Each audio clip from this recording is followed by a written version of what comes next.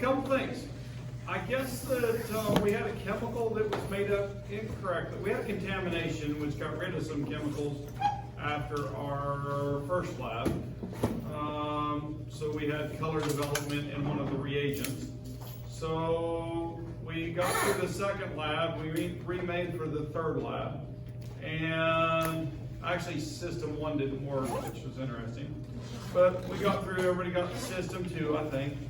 And in the third lab, on the remake chemicals, it was made up at the wrong concentration, or at least that's what I've heard. I don't know that to be a fact because I haven't gone to try it and look. Does that make sense? But that's what I was told by one of my student assistants. So anyway, they said that there were some people that left lab before they got data. Okay? And so this is Morgan, if you don't know her, and if you don't have data, then there's the front light. We want the whiteboard on. And so if you want to contact her, then her contact is right there. Okay? And she will send you guys data.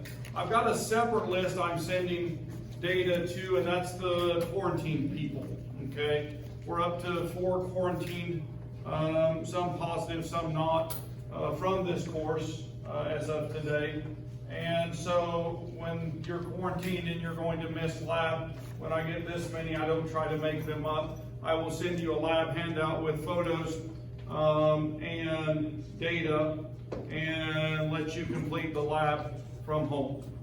Okay? Yes? So, like me, like I have data, but yes. I didn't, like it wasn't really good data because I couldn't get it to work. And so if you want me to ask her. Yep, you definitely need to email Morgan for a good set of data. Okay? Now the data you're going to receive is done at a different wavelength, just to let you know that. Okay? What I would want you to do is take the new handout that you're going to receive, staple it, in your case, to the one that is failed, but complete the new one. Does that make sense? Yeah. So that we know why you did that one. Okay? You might put a nice note there identifying what the issue was. Okay? So, cool. Does that work for everybody? So if you have failed data or you don't have data, then contact Morgan and she's going to send that one to you guys. So I delegated that to her, and then I'm going to send all the quarantine people their labs which have more content to them. Okay? Because you guys have all seen the lab and completed it, right? Yeah. So we're going to have it working tomorrow at 4. I've been promised. We'll see. All right, so it will. Cool? All right. So it wasn't a fail. We just are doing it in a little bit different fashion. So, all right. That's item number 1. No, that actually was item number 1 and 2 for housekeeping. So that covered everything. I combined it. Any other questions or comments? Achieve, I've got a couple people that have asked for extension on an assignment. I will do that this afternoon if I haven't got to you yet. Yeah, cool. If you go on quarantine, how do you keep up with this course?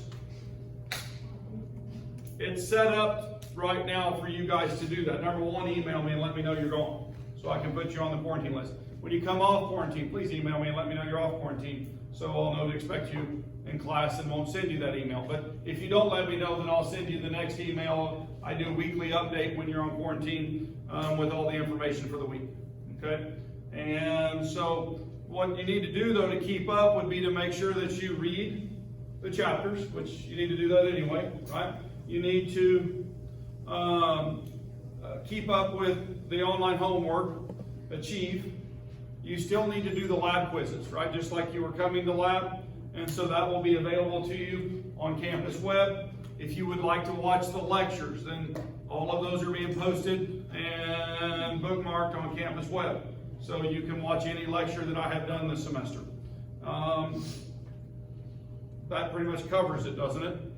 So that's the material. The tests, when we have people quarantined, will be online, but I'll expect you to come here to take them. Okay, so if you're on campus and you're healthy, then you're going to be in the classroom when you take that test. I will bring down our computers from lab. I've got I think 12. If you don't have one, then you can use one of ours. If you have your own, you may bring that. Okay, cool? So there'll be electronic tests. I haven't figured out which mechanism I'm using. I've used Campus Web. I used Campus Web last year to do the online tests, okay? But I hate Campus Web. Did I say that out loud? I did, didn't I? Just, I'll edit that, right? I probably won't.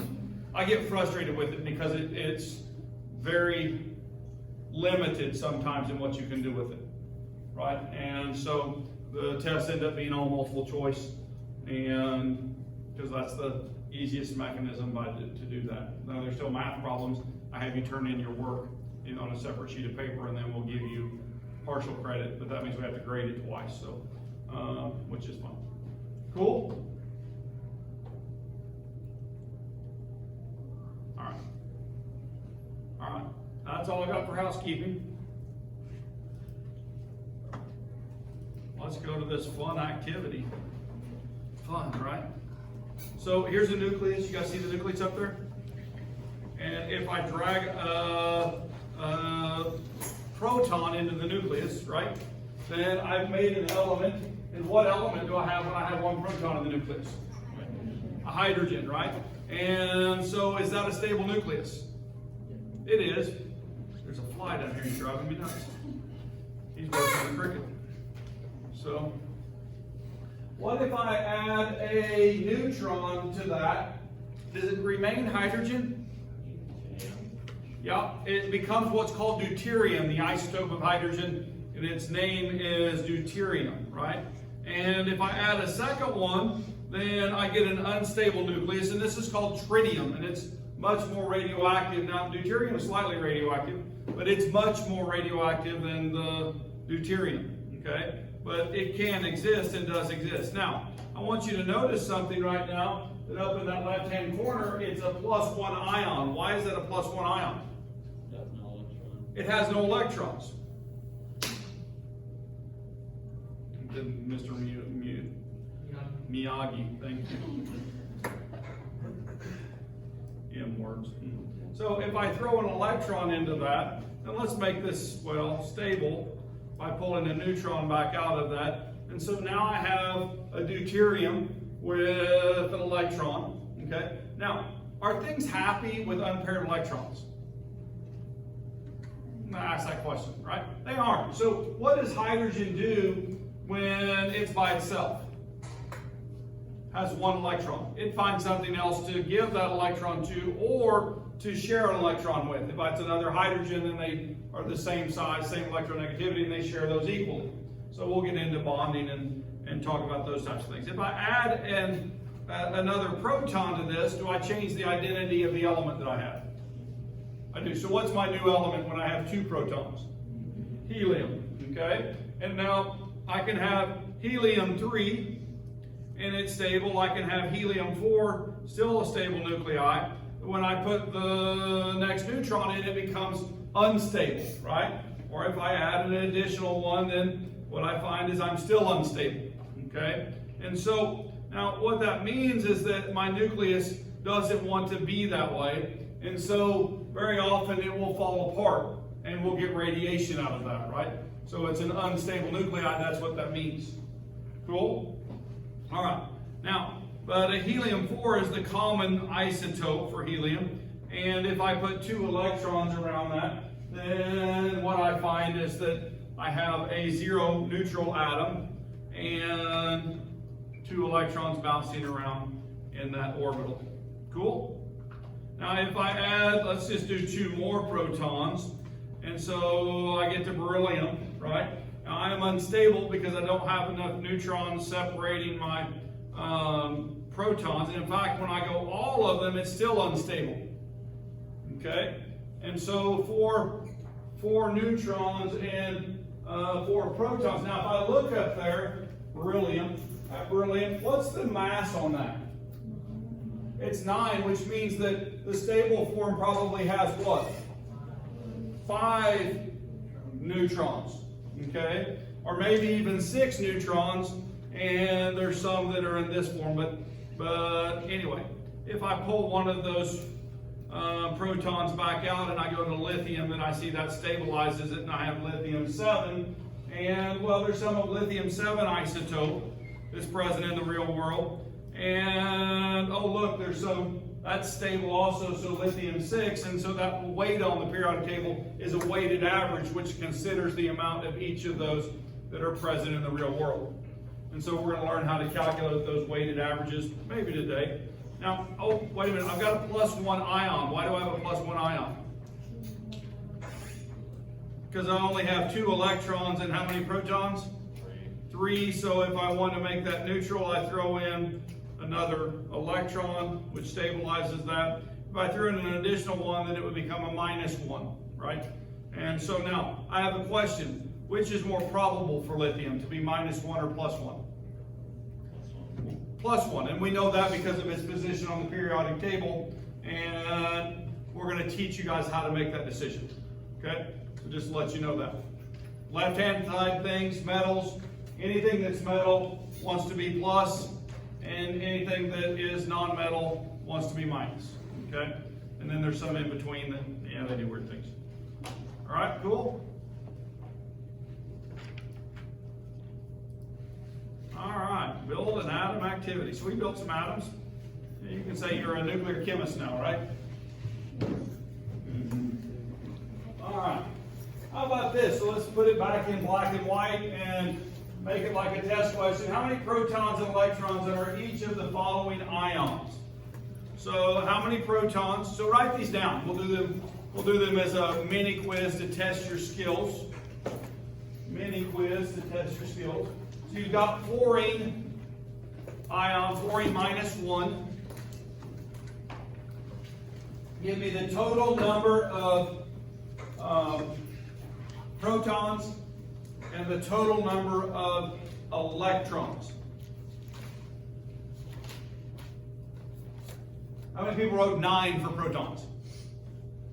Right? And if it's -1, it has to have one more electron then, right? So it should be 10 electrons. So now do the next one. Okay? Giving you a chance if you didn't know what you're doing.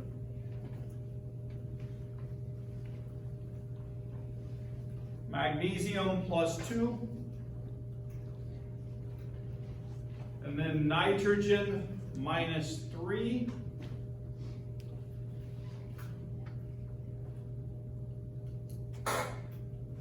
And tungsten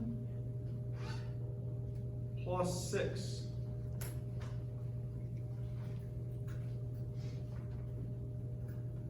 Wolfram.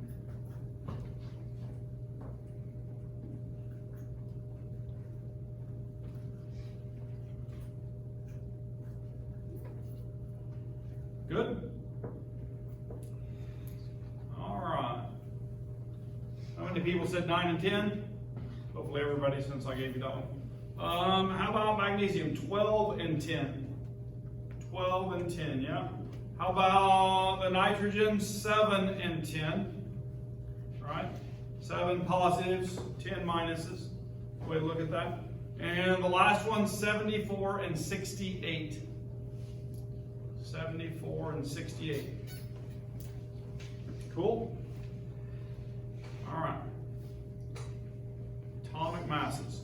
So we're going to calculate atomic masses for any element, masses and abundances, based on the commonly occurring isotopes. So now, number one, there's a standard by which we measure all atomic weights with. Okay, do you guys know what a standard is? From knighthood, it came as a banner, right? They rode with their standard, and then the knights lived up to the code of that standard. That's where the word comes from, right? But in this case, it's a chemical standard, and it's actually the carbon-12 isotope is defined, right? It's a definition, is defined as exactly 12 atomic mass units. Exactly 12 atomic mass units. Cool? You guys with me? So then everything else we measure is compared to that particular isotope. Cool? So now, when we're doing this, then we say there's 16 mass units, it's coming from the idea that it was compared against 12. So is that kind of arbitrary? Yeah, well, it was what was picked, okay? So just throwing that out there, all right? Now, when I look at the periodic table, now what did we say carbon was defined as? The carbon-12 isotope? Now let me write that on the board. So the carbon-12 isotope is exactly what? 12 atomic mass units, right? You with me? But now, when I look at the periodic table, it's actually 12.01. Why? Nope. Because it's average, right? It's a weighted average of more than one isotope. Okay? There's some carbon-13 out there, right? There's a very small amount of carbon-14. Anybody know what carbon-14 is used for? There's even hope for chemists. Dating.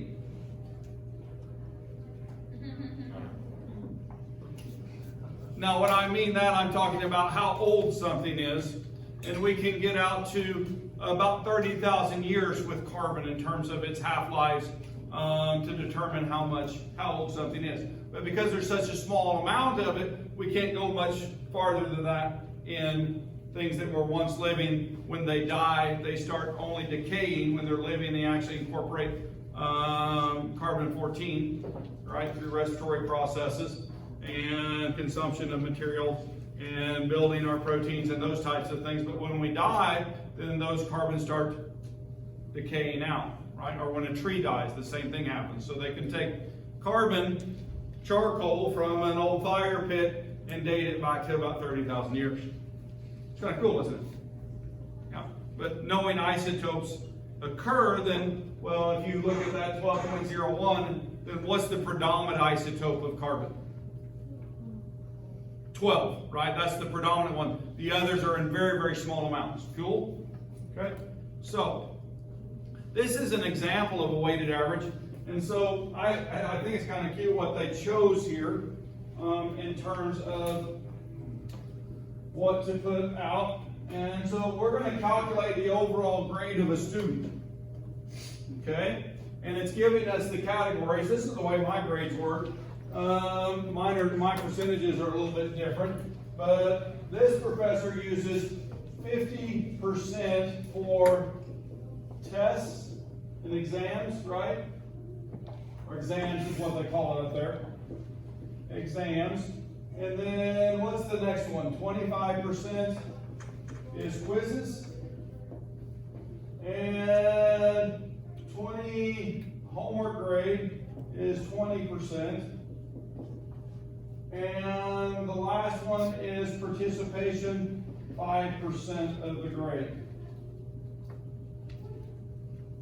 I always wonder how we actually calculate that participation. Unless you have formal activities, that's hard to do, isn't it?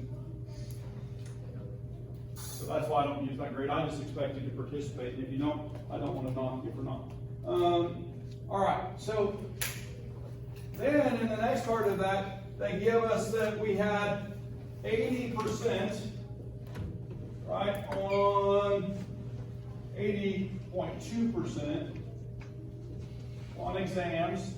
I'll just write those out. And then 77.3% on quizzes. And 87.8% on the homework. And then the last one, 100% participation. Hey, see? That's what I'm talking about. So you got all those points. Cool? All right. Now, how do I determine the final grade with what I'm given here? All right. I'm going to make this column points. You guys with me? So if each section is worth 100 points, then that's the piece of that section that I have. And so then if I do that and I multiply it now, this is something that some general chemistry students are confused about. Okay? I'm going to say it out loud right now that I can write a fraction two ways. I can write 1/2, right? Or I can write 0.5. That's the same thing. So when you're doing your labs and it says to use the volume fraction, which form do I want on your graph? The decimal. So this is a fraction. I know in math they want you to do that. Doesn't have much function for us. Cool? You guys with me? We like to work in the idea that 1 is a whole, and if you have a piece of 1, then it would be, if I have half of it, it would be 0.5. If I have 3/4 of it, it would be 0.75. Okay? That's the way, because we always do math with our numbers. Cool? All right, so we divide those out. Now, if that's the case, then if I have 80.2 points that are exams times 0.5, all right, that's the first piece of my grade. You guys with me? 50%, 0.5. Okay? And then what? What do I do next? This is a weighted average. Plus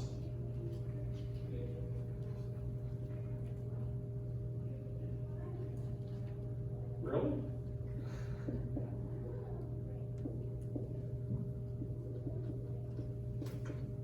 Yeah. Plus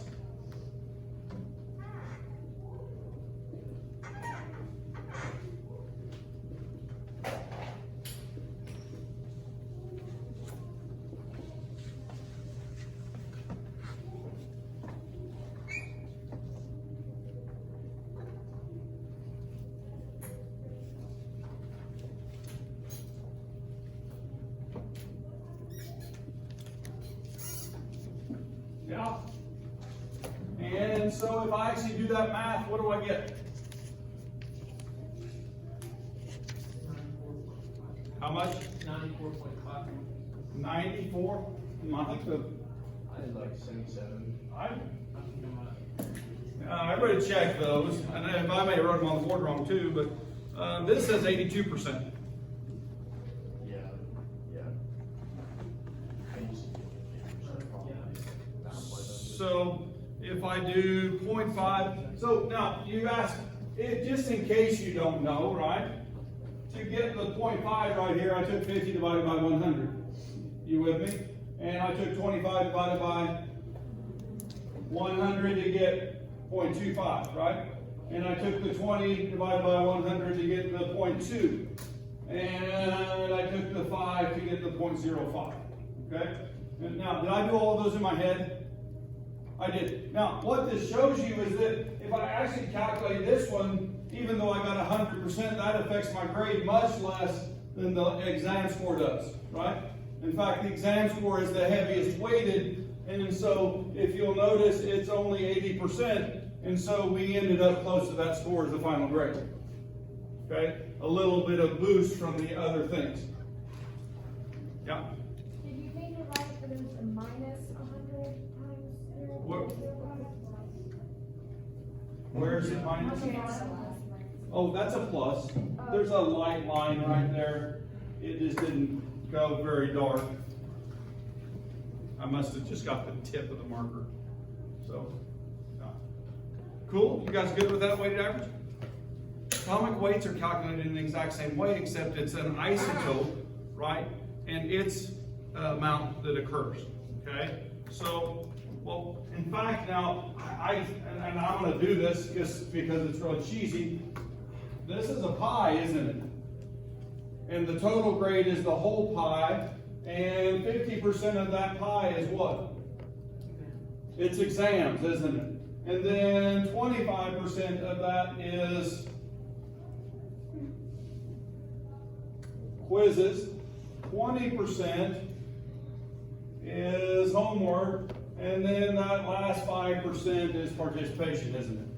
So we're cutting that up into different pieces. And I think that middle picture sometimes helps people to see what we're really talking about. And all we're doing is adding the pieces up to find the whole. Oh, and I should have put the correct answer on here. What was that again? 82% is your overall grade. Cool? Now, the grade books now do that automatically. Yeah, which speaking of that, we'll enter the first grade and second grade from lab handouts pretty quickly here, so your grade will shift to let you know that.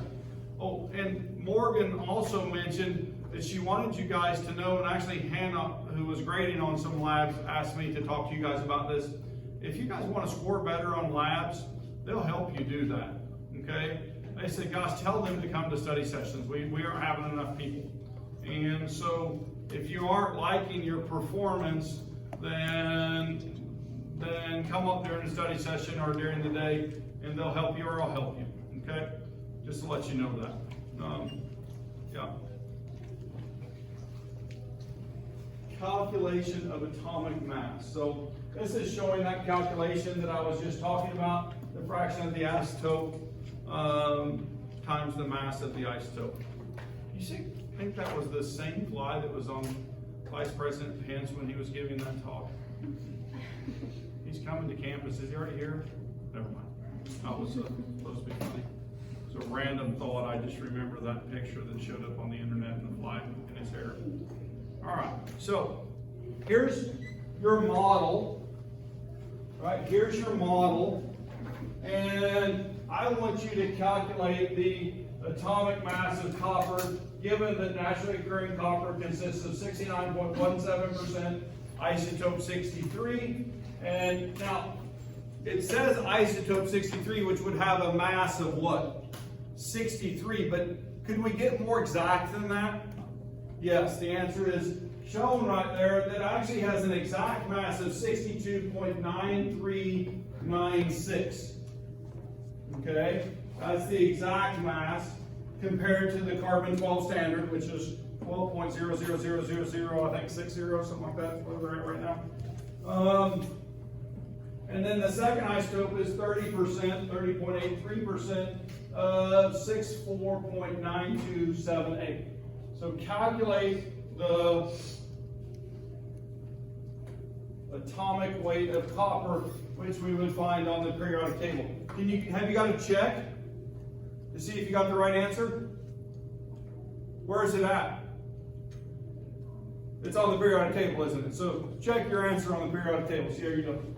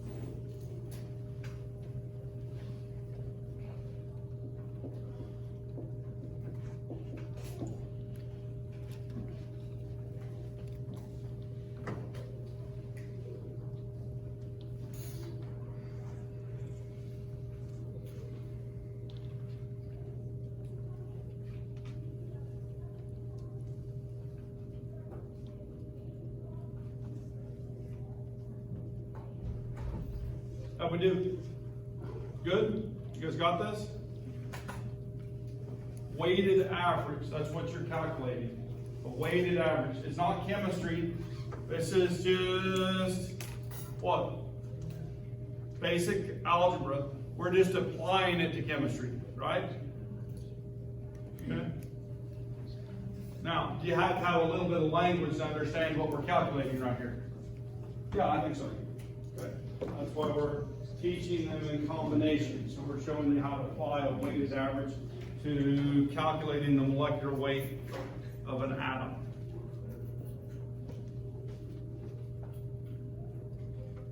an element really would be the way to say that. One atom would have a very specific weight. All right. Artificial isotopes and elements. Artificial elements, which are all elements with Z greater than 92, do not have atomic masses. On the periodic table, the mass number of the most stable isotope of each artificial element is given in parentheses. You guys finding those? And artificial isotopes of naturally occurring elements do not contribute to their atomic mass. Only the naturally occurring ones. Okay? The ones that contribute to the mass are naturally occurring isotopes. Okay? So if we go up and we look at 104, what's the number there in parentheses? 261. That's the mass of the isotope that was made. Okay? And 262 and 266, so those are the masses of the isotopes that were made. Those elements were made, right? You guys understand that? They don't occur naturally that we know of, at least not in the conditions that we find here on planet Earth. That's kind of cool, isn't it, to think about it that way? So, to get to those, we have to make those.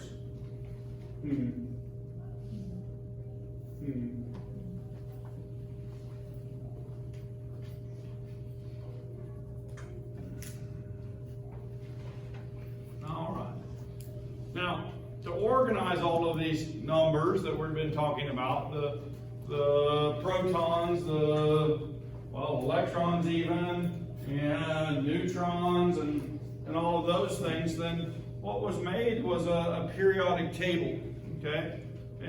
There's actually a few things that were, a few tables before this Newland's table, for example, was made, and he had the octaves, as he called them, much like music notes. But it wasn't accepted because he wasn't able to do any predictions, okay? Now, Mendeleev, he actually made a periodic table, and he ordered the elements by mass, okay? He didn't know about protons then. You guys with me? When he was doing his periodic table, he didn't have protons. But he did an interesting thing. He did two things that made his periodic table be accepted. Number one, he didn't put iodine in its place based on its mass. He said that because of its chemical properties, it belonged in the family of halogens. And that somebody must have mismeasured the mass because it should have been reversed in a different position. Okay, you guys with me? And the second thing was he left blanks in his table which predicted elements such as gallium. Okay, and he called gallium ecosilicon. Okay, or not gallium but germanium. Excuse me, I said the wrong element. My bad. And so you notice where silicon is number 14, right below that is germanium. Okay? And he named that ecosilicon. I think that name should have stuck since he predicted it, right? Yeah? And so he predicted properties of it. And so that table was accepted because of that ability. So let's look at that a little bit closer. But elements with similar chemical characteristics have been grouped together in various ways over time, but the periodic table groups them in families, okay? And so those families that we're looking at, they're even named, and we're going to learn the names of some of them. But those families, for example, if you've had chemistry at all, then you know the name of this family down here on the end. What's that? Noble gases. The noble gases. Wait a minute. In what state do we find the noble gases? At room temperature. They're gases at room temperature, aren't they? And so they all exist that way because they are chemically similar. What do they react with? Not much. Okay, you guys with me? We can actually take things from krypton on down, especially xenon, and if we take fluorine, which is a huge electron hog, it will attach itself to the lone pairs on the noble gases. But that's because there's so much nuclear shielding that can happen. Okay? The fluorine is that much of an electron hog that it can grab hold and stay hung, and we can identify that with spectroscopy. Okay? So there are compounds that can be made out of them, but it's really hard to do, and there's very few of them. Does that make sense? Yeah, but now if I move over here, then these are all what? There's a name for them. They're the halogens, and the halogens are really good to steal electrons also, okay? And so we can use them to do oxidation, all right, which is to oxidize something else, to steal its electrons, to make it have a positive charge, okay? We can also do that with this for a part of this family, especially oxygen and sulfur, right? And so they're electron thieves, but they steal two from something, okay? And so anyway, so all of these things have properties, and they have same bonding ratios to other elements. For every lithium, I bond with one chlorine every time. The same with sodium, the same with potassium, the same with rubidium. And so these things were all arranged in those families based on those reacting properties. You guys with me? And then they were organized in terms of mass: 1, 4, 6, 9, 10, 12, 14, 16, 19. You guys catch that, right? But now, why are those masses going up? You have more knowledge than the person who made the first table. Because it's the number of protons, and each proton has one mass unit, and then we know that for stable isotopes, usually it's the same number of neutrons as protons or more. Right? So we generally increase as we go from top to bottom and from left to right. Yeah, right? It's something we know today because we know what the subatomic particles are. So on the Martin periodic table, elements are arranged horizontally in order of increasing atomic number and vertically based on those reacting properties. It's kind of cool. Initially, elements were ordered by mass. After Dalton's hypothesis was published, many scientists worked to determine relative atomic masses of the known elements. So that became something that people would do, okay? Try to isolate those and determine their mass, reacting to things they knew, and look at that mass balance to figure out the mass of the unknown, okay? So anyway, Dmitri Mendeleev and Lothar Meyer combined known atomic masses and the known elemental characteristics to make that first table. Mendeleev used his periodic table to predict the existence and properties of yet to be discovered elements. And as I said, he switched the order of these based on mass, claiming that they must have been measured wrong. Right? You guys catch that? But what do we know today? They're still out of order. Then that means that the element here has to have more neutrons, right? In its isotopes, and it has heavier isotopes on average than does the iodine. Okay? So it's still the case. Here's that. I always like this Uncle Si on chemistry. Yeah? You guys heard that? Yeah, I do think that. So he looks like he would just be as comfortable hunting bears or something along that line. But anyway, if we're looking, then this is his original periodic table. And so if you follow through that, then his actually oriented. And if you notice, here's carbon, silicon, right? Here's carbon, silicon going this direction. So he had the opposite orientation. Now, this actually, so the story goes, he was preparing for a lecture, right? And he was one of those scientists investigating different elements and their reacting properties. And then he would take what other people had done, and he had all of those elements that were known on cards, right? And so like lecture note cards. And he was organizing them for the lecture, and when he started doing that in mass relationship with reacting properties, then he came up with this table. Preparing for a lecture.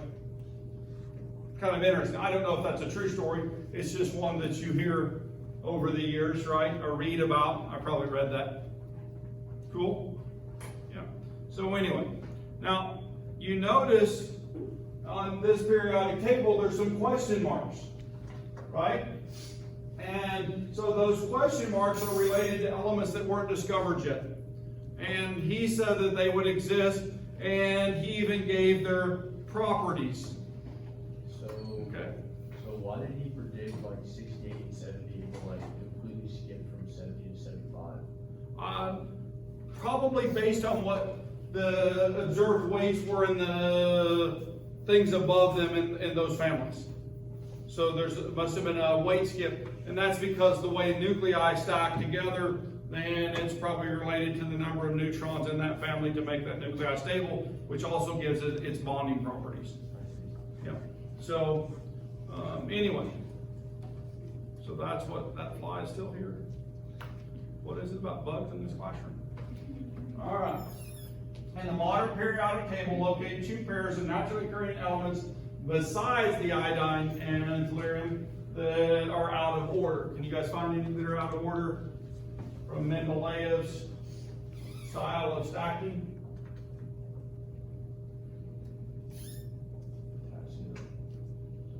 So potassium is 39.1 and argon is 39.95.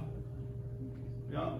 Now, what's interesting is when Mendeleev was making the periodic table, were the noble gases known?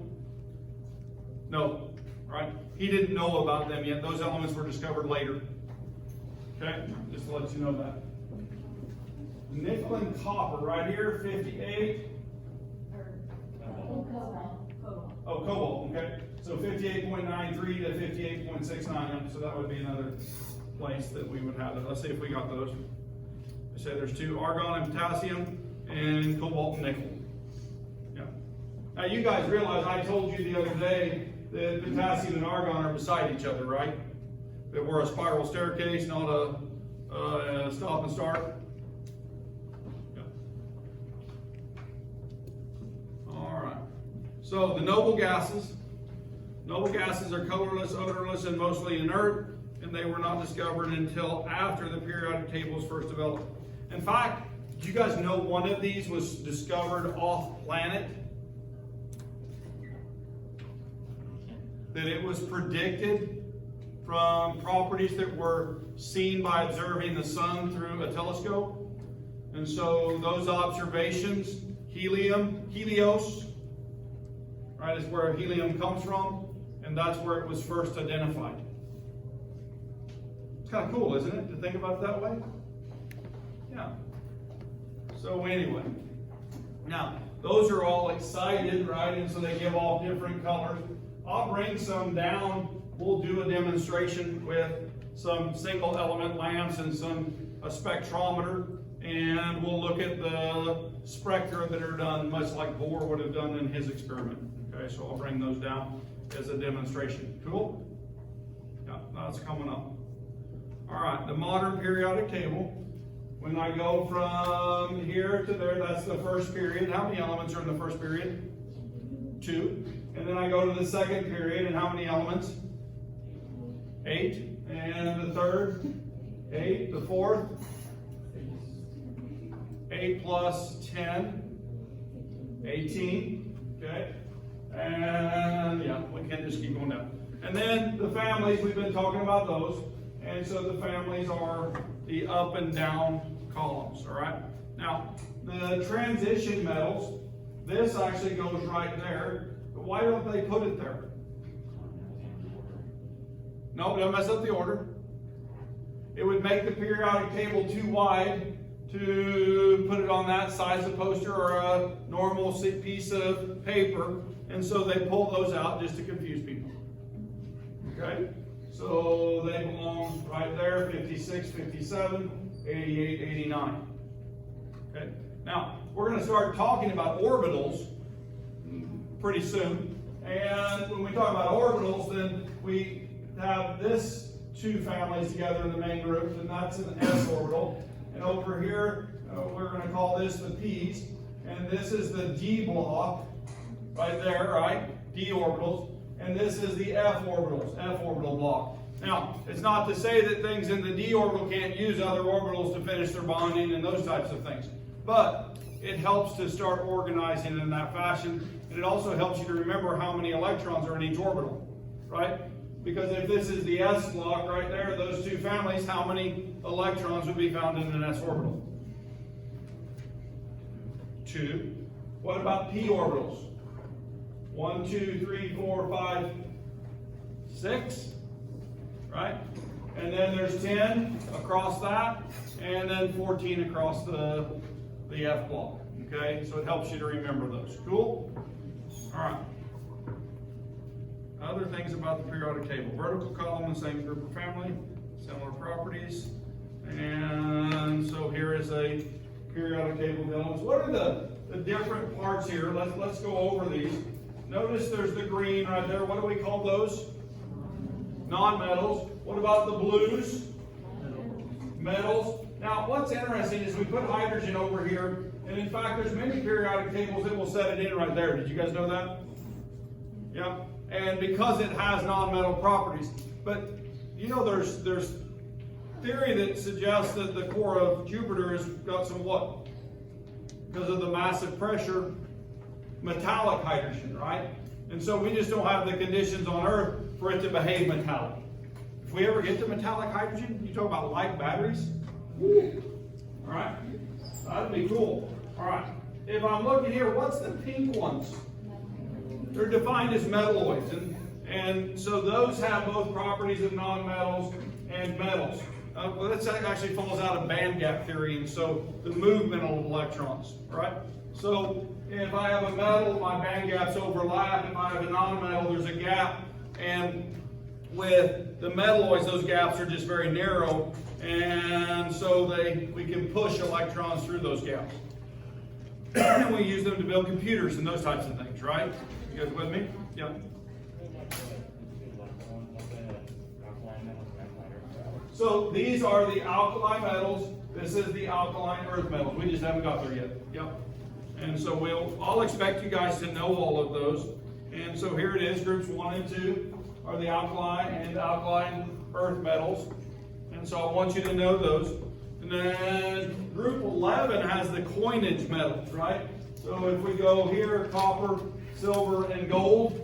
I actually like to expand that a little bit. And see this writing here? Those are the metals that we often use for things like catalysts, okay? And in fact, they're nicknamed the noble metals, although that's not a formal category, because they don't oxidize easily, right? They're stable. But we use nickel, palladium, platinum, gold, silver, and copper very often as metal catalysts, okay? So, and then group 17, 18 are the halogens, and the noble gases. This actually is not, it doesn't show up in modern chemistry books, and I'm not sure why. Okay? Because that is the name for this family right here. Okay? And my research professor in college, an old chemist as he called himself, wondered why that was dropped always. He would always ask that question. So anyway, cool? And I don't know if that's a hard CH like halogens or chalogens, right? But I want to say it is a hard, right? But anyway, all right. Here they are shown in colors. Cool? Group names. And which element begins the fourth period of the periodic table? Which element begins the fourth period of the periodic table? Say it out loud. Potassium, all right? Which one ends it?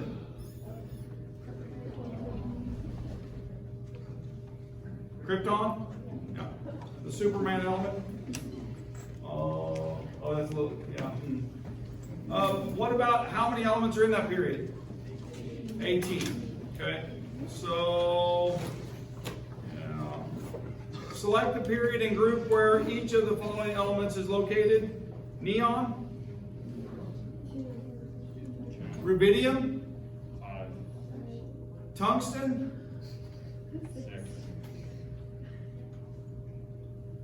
Francium?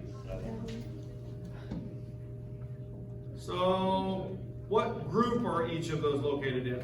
So we got the period, right? Right? Do what? So what about the first one, neon? 18, or we could also call that Yeah. noble gases, all right? What about rubidium? Alkali metals, or 1, right? What about tungsten? 6.